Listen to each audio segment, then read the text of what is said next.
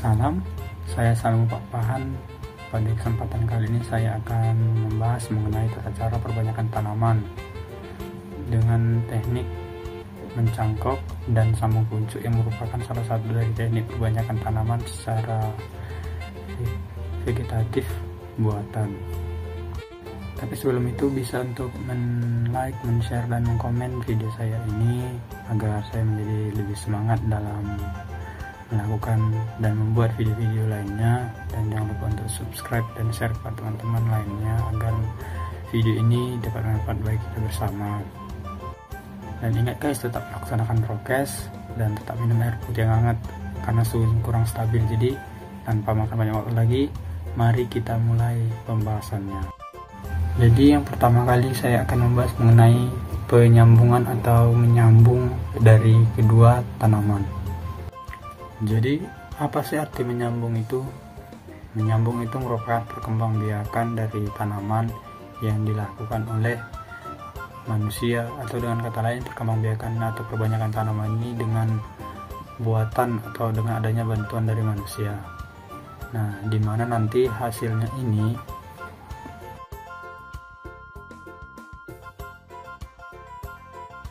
biasanya menyambung ini dilakukan pada tanaman-tanaman buah-buahan. Nah, untuk menyambung ini kita menggabungkan tanaman A untuk sebagai bawah dan tanaman B sebagai atasan.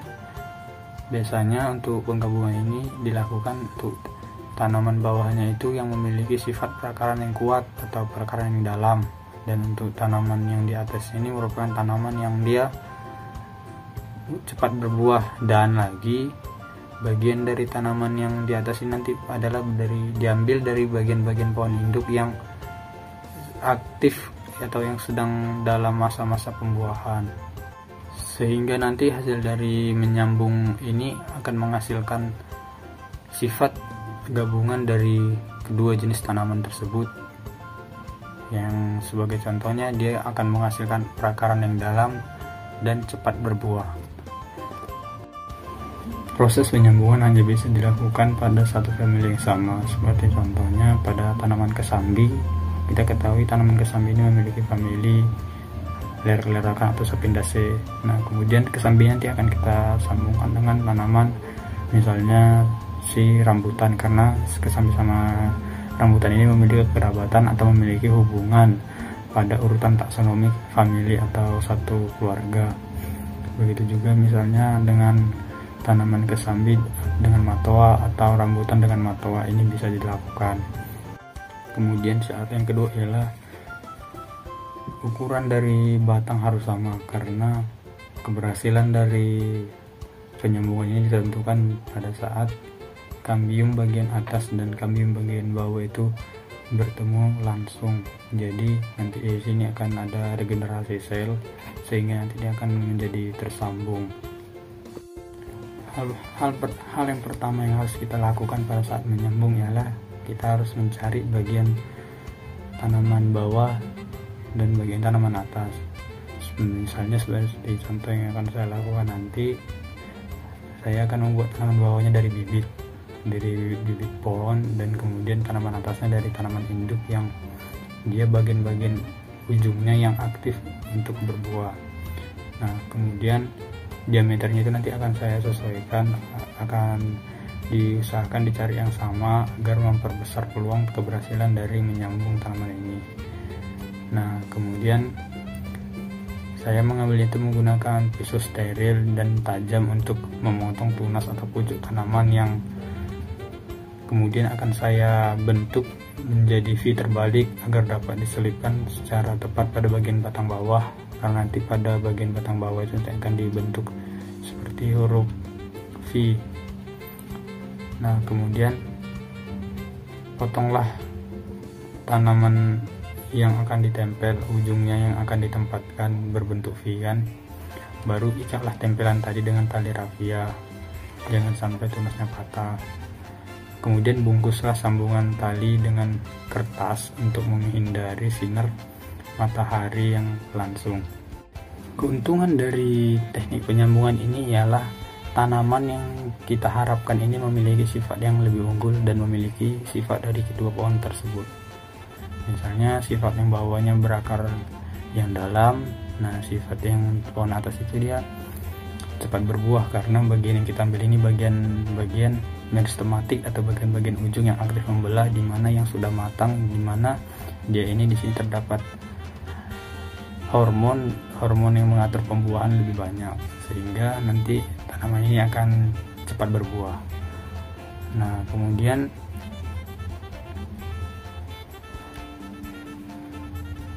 pada saat kita melakukan penyambungan, dia ini ada banyak kendala yang mengakibatkan kematian. Itulah salah satu kelemahannya. Seperti contohnya dia itu kurang steril, terinfeksi bakteri yang ada di tangan kita, atau karena kamiumnya yang tidak bertemu dengan tepat, dan juga banyak faktor lainnya. Jadi peluang untuk keberhasilan dari perbanyakan tanaman secara vegetatif buatan ini dengan cara menyambung ini, untuk peluang keberhasilan sangat kecil. Dan juga untuk jenis-jenis pohon yang bisa disambung ini jumlahnya sangat terbatas, karena hanya bisa sebatas satu famili saja. Saya akan membahas mengenai penyambungan kedua tanaman.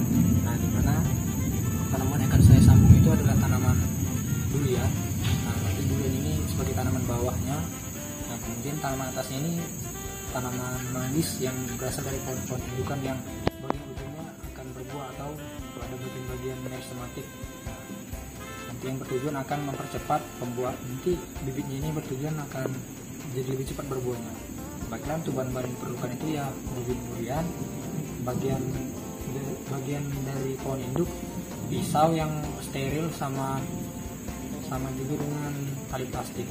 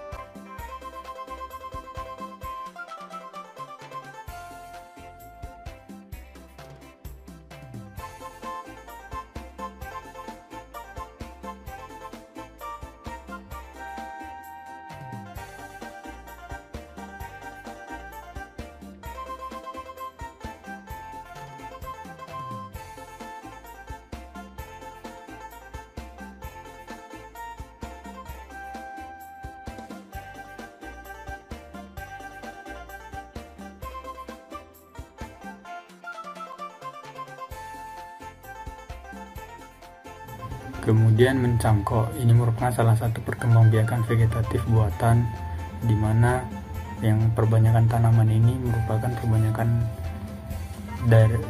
perbanyakan tanaman yang kita ambil bagian dari tanaman tersebut yang kita akarkan, yang kemudian nanti bagian tanaman yang telah berakar tersebut akan kita potong dan akan kita tanam ke dalam tanah. Nah, hasil dari proses mencangkok ini akan menghasilkan tanaman-tanaman yang berakar serabut dan juga tanaman-tanaman yang cepat berbuah, dan juga tanaman-tanaman yang memiliki sifat langsung identik dengan induknya. Pada saat kita penentuan dari cabang yang ingin kita cangkok itu, kita harus memperhatikan dari kesehatan si tanaman tersebut, apakah si tanaman tersebut tercangkok penyakit atau tidak, apakah tanaman tersebut cukup hara atau tidak, karena akan mempengaruhi dari perbentukan akarnya sendiri nantinya. Itu juga dengan arah dari tumbuhnya si cabang tersebut akan mempermudah kita pada saat mencangkok apabila dia tumbuhnya vertikal dibandingkan dengan horizontal. Maka dari itu pada saat kita ingin mencari cabang yang bagus untuk dicangkok, maka usahakan cabang tersebut tumbuh searah dengan vertikal dan percabangan tersebut sehat.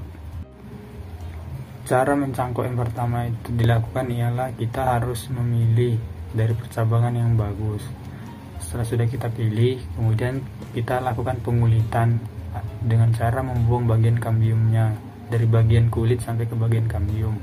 Ini bertujuan untuk proses pembentukan akar. Pada saat kita melakukan pembersihan kambium ini, di sini kita membutuhkan ketaletan atau ketelitian dari pembersihan kambium ini, karena seperti yang kita ketahui, salah satu bagian tanaman penghubung antara xilem dan phloem ialah kambium.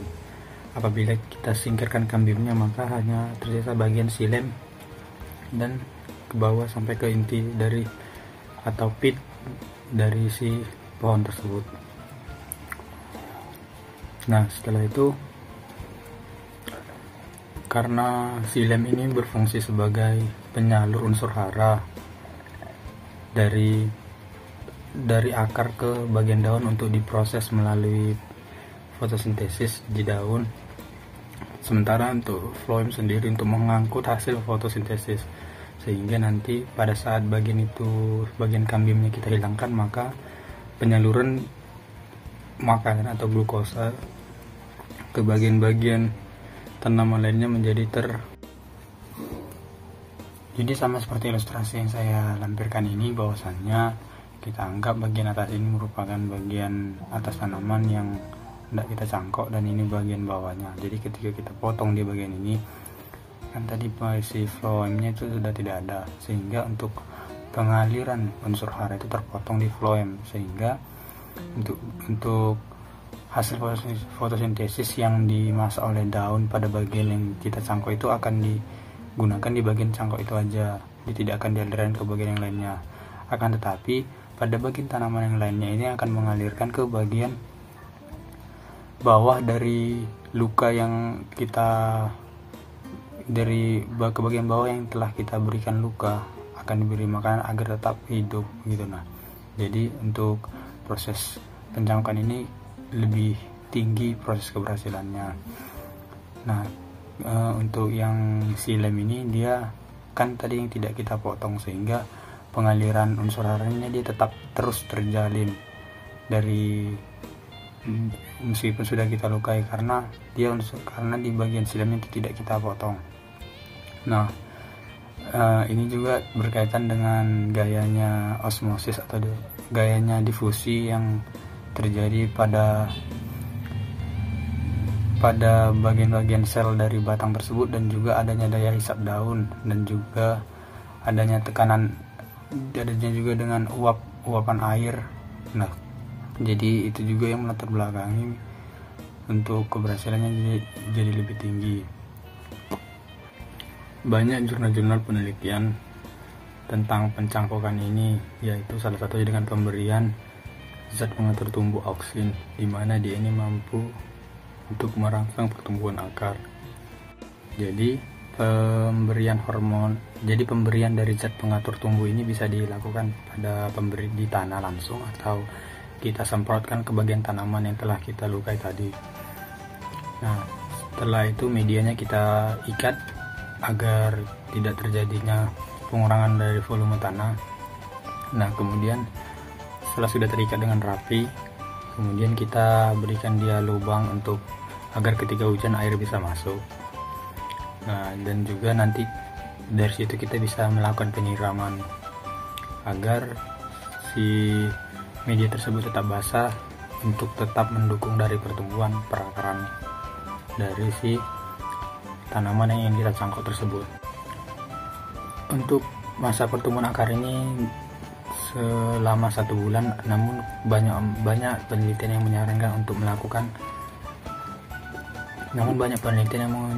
untuk tetap membiarkan dari si cangkokan tersebut sampai 3 bulan, agar akar-akar yang tumbuh ini benar-benar akar-akar yang sudah bagus dan sudah siap untuk dilakukan pemindahan tanam ke media tanah. keuntungan yang kita dapat dari proses mencangkok ini tergantung dari jenis tanaman yang kita cangkok. Misalnya yang kita cangkok ini adalah tanaman-tanaman yang berbuah manis dan besar.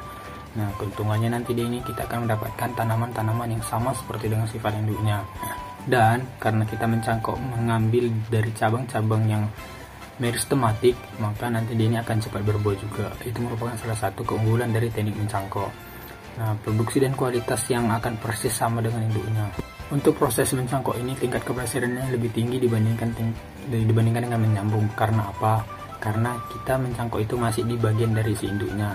Dia masih tetap mendapatkan suplai makanan, berbeda dengan si sambung pucuk atau teknik penyambungan. Nah, jadi tingkat keberhasilannya lebih tinggi.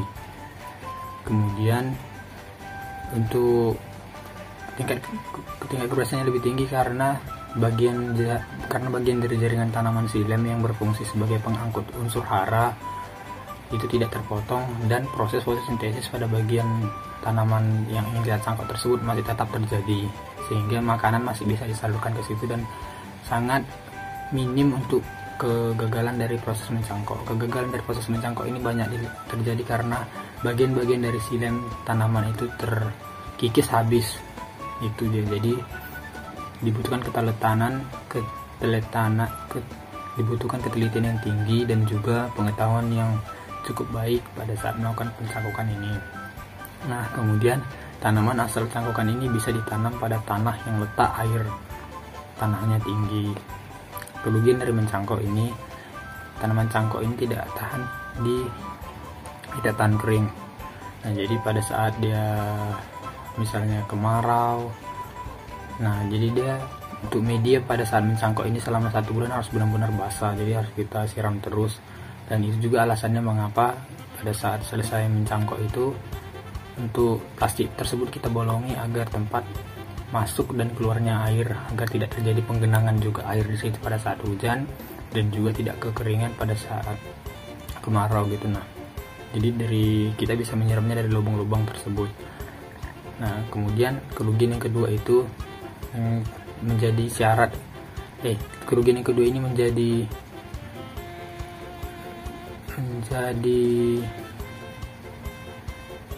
hasilnya. Nah, karena apa? Karena pada saat kita mencangkok itu dia tidak menghasilkan akar tunggang, melainkan akar-akar serabut yang tumbuh, sehingga tanaman yang dari akarnya tunggang pun akan menjadi akar serabut. Nah, jadi ini akan berefek atau berdampak ke berikutnya, bahwasannya tanaman tersebut mudah roboh apabila tertiup dengan angin yang kencang, karena dari sistem perakarannya yang kurang kuat, berbeda dengan kalau dia tadi menyambung.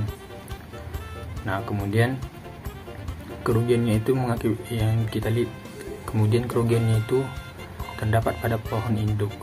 Tajuk pohon induknya akan menjadi rusak, akan jadi jelek karena banyak dari cabang-cabangnya yang dipotong. Perbanyakan vegetatif buatan dengan cara mencangkok ini tidak layak dilakukan untuk secara komersial, karena dalam satu pohon itu hanya bisa beberapa cabang saja yang dilakukan pencangkokan. Berbeda dengan ketika kita perbanyakan melalui vegetatif, berbeda dengan ketika kita melakukan perbanyakan dengan generatif melalui biji, dia ini bisa secara komersial.